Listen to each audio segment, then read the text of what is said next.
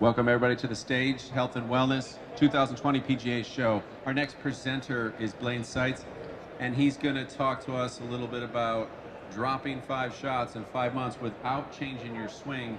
And I think the way he goes about it is quite amazing. Preaching the fundamentals of moving properly. It's what he does. It's what he's built his entire business on, moving around all over the country, in fact, to help country clubs and facilities understand how to better implement programming. President and owner of Mobilitas, he's going to talk to us about lowering 5 shots, and I'm paying attention because I need that. Awesome, Lance. I really appreciate it. Thank you so much. All right, everybody. Today is going to be a good day because we are at the PGA show, and we're going to be talking about swinging faster and scoring lower in a way that you don't necessarily need to change your swing. So show of hands, who wants to swing faster, hit the ball farther? Who wants to score lower this year? And who wants to do it with a reduction in your chance of injury or any pain that you might experience? Oh, I got one jumping up in the back. Absolutely, it's huge. And so we have to understand that there's an approach to how we can do this. And it's not that our swing won't change, and it's not that we shouldn't be encouraged to go work with a teaching professional. It's just that there's other things that we can do to help improve our likelihood of being able to perform at our highest potential, whatever that is, whether we're trying to break 100 for the first time or whether we're trying to make it on tour. This applies to absolutely everybody. So you're probably all wondering, why is this guy not wearing any shoes? Why am I up here in bare feet? Well, like Lance said, a big part of what I do is preaching the good word of mobility. And mobility, from the Latin mobilitas, means agility, speed, quickness of mind, and the ability to change, which is important because I think we've lost that definition of what mobility really is.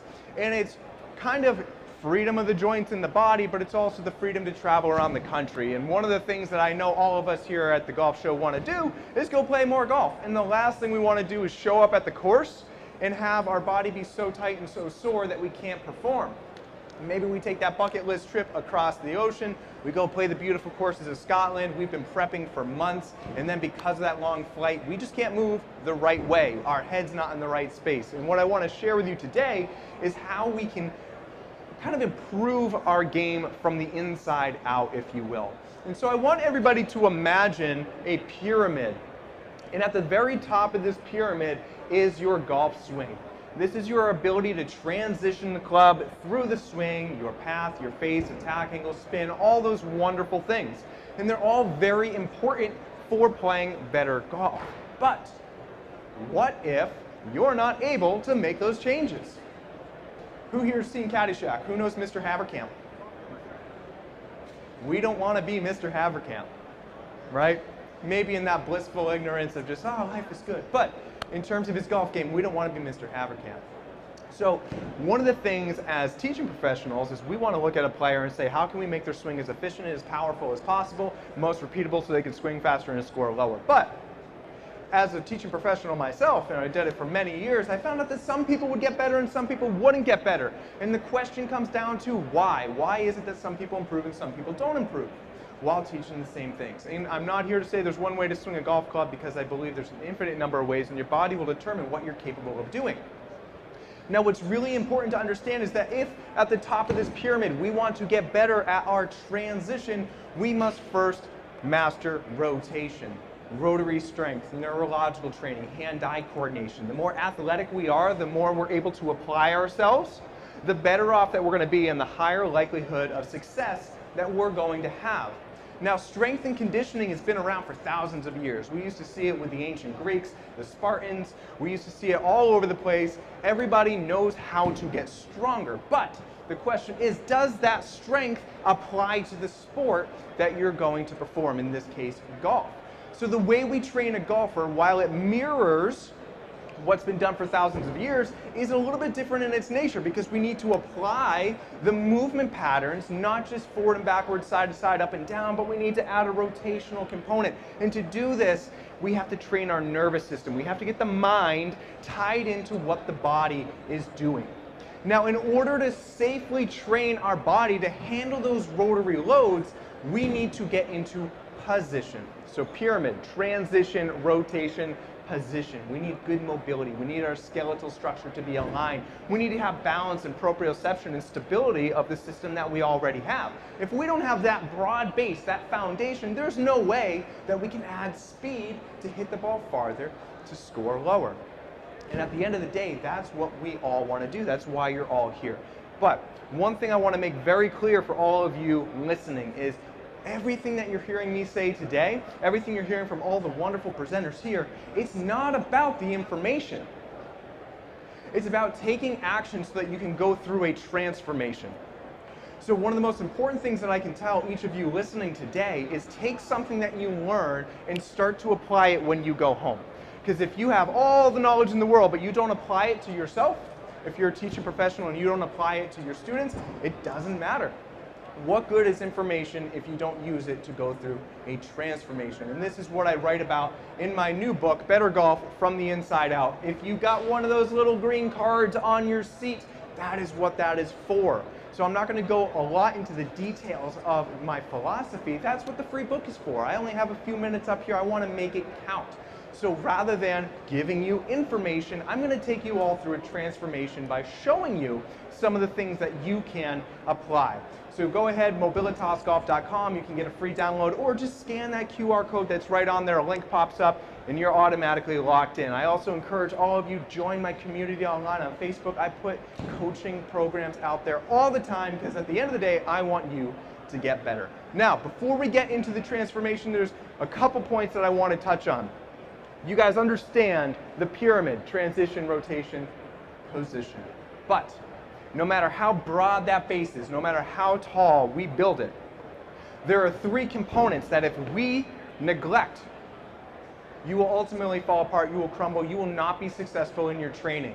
And they are nutrition, hydration, and sleep. This goes for players and teachers alike. This goes for businessmen and women, mothers and fathers. If you don't take care of yourself first, it's not going to have benefit in the long run.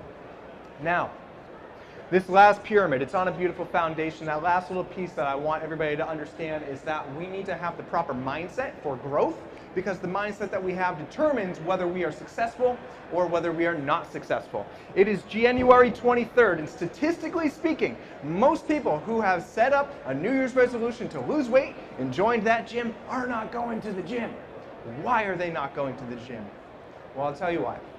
It's very easy to get motivated. It's very easy to come to this presentation and be like, oh my God, that guy with bare feet, he told me all these things that I should do, and then you don't do them. And it's not your fault. It's because you don't have a process to follow or the tools in your bag to implement, and that's what we're going to solve today. But those people who are successful, they are the ones that change their mindset and their belief into, I can do this. It is possible. I believe in that process.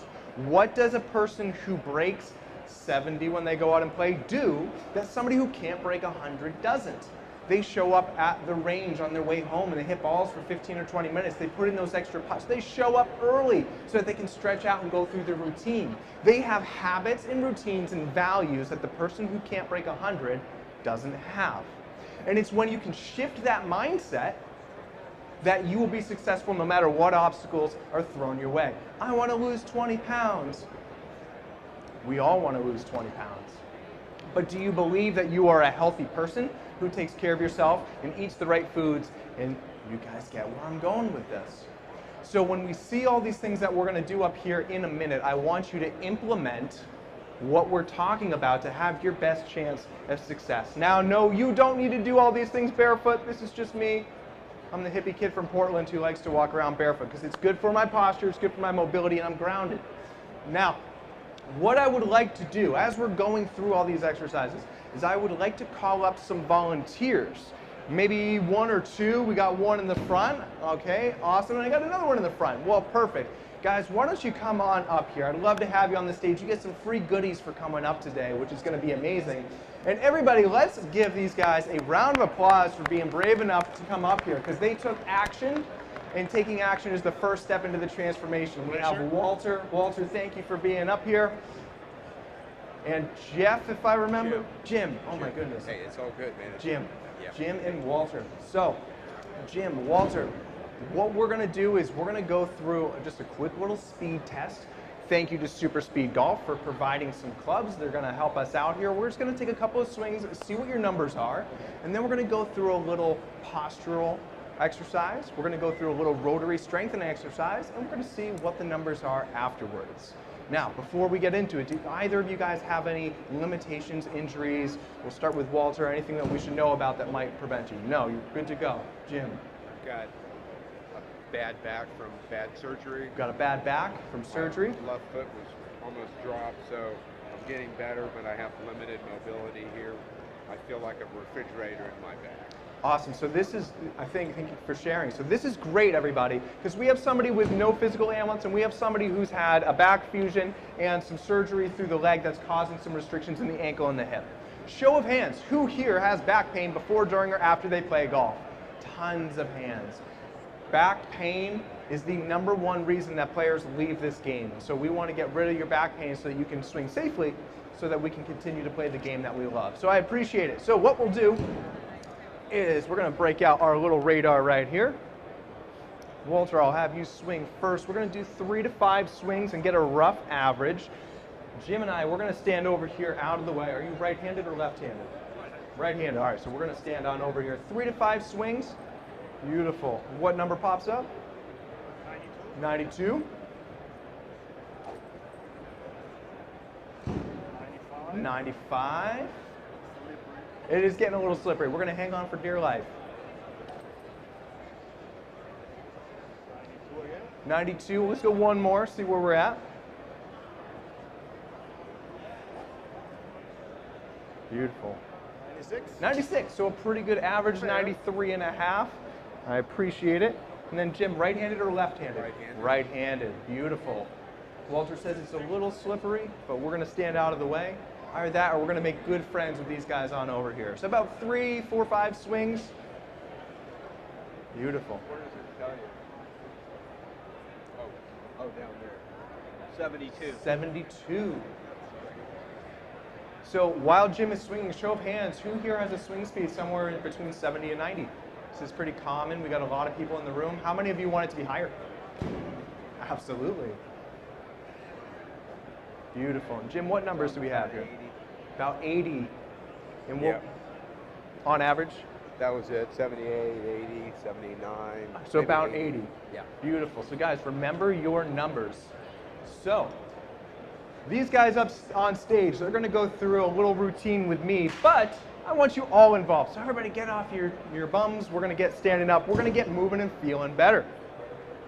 So guys, you just follow along with what I'm doing, and we're just going to get everything moving along. So everybody, we're going to get our shoulders warmed up first, because these shoulders unlock our rotary centers, and if we want a bigger shoulder turn, more stretch, more arc, more speed, we need to get that going. So guys, we're going to go ahead and put our arms by our side, elbows in, our thumbs are going to be up. We're going to get into a 7-iron posture. All of you following along, do the same thing. We're going to start to saw back and forth. And then we're going to turn our thumbs out. And then we're going to turn our thumbs in. Now bringing our hands in front of us, our thumbs are going to be up, and we're going to switch back and forth. Thumbs out. And then thumbs in. Beautiful, working the shoulders. Let's go ahead, everybody. Let's put our elbows together in front of us. Squeeze your elbows together. Try to pull them in toward your belly button. This is going to look a little funny, but keeping your hands kind of limp, we're going to switch back and forth as quick as you can. And then our hands go down. Now, we're going to get into a prayer. Elbows out to the side. We're going to push our hands together. Push as hard as you can. The more you push, the more you get out of this. While pushing, bring your fingers towards you, and then bring your fingers away from you, towards you, and away from you. Back up to neutral. We're going to push our fingers side to side, make a nice little wave. Beautiful. Now back to neutral. I want you guys, take your pinkies, the little fingers, push them together as hard as you can. Then your ring fingers, middle finger, index finger, and your thumb, and we're going to bring it out, and we're going to wind it up. Feel it in your shoulders, feel it in your chest. The more you can push, the better off it's going to be. Bring your palms back together, bring your elbows in. Now, squeeze your forearms together, bring them up as high as you can without them coming apart. Bring them down. And we're gonna go up one more time. This time, while they're up, turn your palms towards you, blades of the hands together. Keep pushing. Palms together, palms away. Bring them back down, scrape your body, squeeze your rib cage, push your hands together. Back up top. Let your elbows come apart behind your head. Link your fingers together, bring your elbows together, look up, squeeze your arms together. Relax, up in front again. Elbows together, bring them down. Now shake them out. Everybody, we want to thank Dr. Tom House for that routine. It's an integral part of the TPI protocol for fitness level 2. Amazing for getting your shoulders warmed up. And now that they're warmed up, we're more likely to be able to rotate. Now, speaking of rotation, all of you participating, thank you. Have a seat. I appreciate it. Now, you guys, you get a little gift. You get to take this with you when we go. But what we're going to do is get the lower body warmed up. Now, earlier, we said the key to rotary strength and power is not always adding more weight and more load, it's about adding complexity to the movement. So we're gonna start with a little progression of an exercise that gets a little bit basic and then it gets a little bit more complex as we go. And it's going to involve a very important piece of this entire process, everybody, which is breathing. When we breathe, we can make change. Show of hands, who here's ever played golf before, and the person you were playing with kind of like hits a bad shot and the ball comes flying at you, right? Or maybe we've done that. You're at the range, somebody hits the divider between you, it scares you. What do? We tense up and we hold our breath because neurologically we're programmed to say, I'm in danger. But if we breathe, we relax, we override that process and we can make change. The other thing that we want to keep in mind whenever we're doing mobility work is that we're always contracting, we're pressing. Along with that breath work, that's the key to all of this. So guys, we're going to go ahead and get started. If those of you watching want to participate, it's a little bit harder with the chairs in the way, but I encourage you to do this if it feels comfortable with you. So guys, let's go ahead and let's get into a split lunge. I don't care necessarily if we're in line or if you need to go wider so that you're more stable. But we're going to start nice and tall. And the first thing is we're going to do a couple little pelvic tucks just to get it moving. Now what we're going to do is we're going to try to tuck our tailbone. We're taking our belt buckle and trying to fold it on up into our belly button without letting our back arch. Now, when we do this, we're going to start to feel a stretch in the front of the leg that's behind us. These are our hip flexors. We have a chronic problem in this country with sitting and our hip flexors being too short and too tight, especially in our youth populations. They're growing up underdeveloping. And the thing is, if we grow up with muscles that are this long and they shorten, you can always get them back to being this long.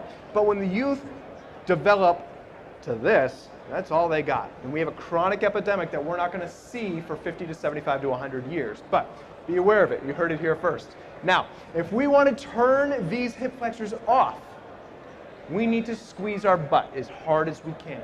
So we have that tuck. Now, guys, squeeze your butt as hard as you can, and then we're going to slowly go forward and down to intensify that stretch. You feel that one, Walter? Do you feel that, Jim? Oh, yeah. Okay, now guys, this is where we're going to add complexity. We're going to take out our band. We're going to go palms up. Now, how wide you start with the band is up to you. This is not for strength. This is just to get our core going and get everything opened up. We're going to turn to our right towards that leg in front of us, and you're going to feel the stretch more. Now, pull the band apart. Take a big breath. Hold it.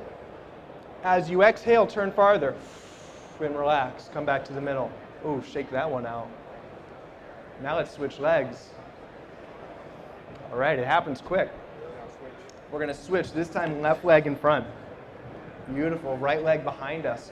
Start off with just a couple pelvic tilts. For those of you watching this now, for those of you watching at home, by all means, start narrow if you need to. It's not a strength exercise. It's a neurological mobility exercise.